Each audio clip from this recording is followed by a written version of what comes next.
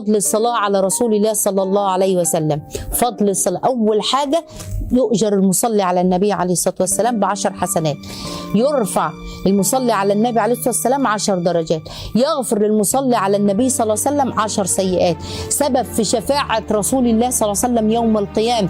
يكفي الله عز وجل العبد اللي بيصلي على السلام يكفي همك ويغفر ذنبك.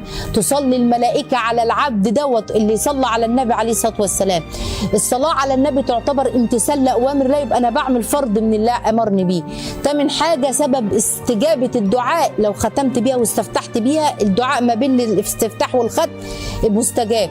تاسع حاجة انك بتنفذ بتنقذ نفسك من صفة البخل. البخيل من ذكرت عنه ولم يصلي عليه، فلما نصلي على الرسول صلى الله عليه وسلم يبقى انا ما عنديش بخل.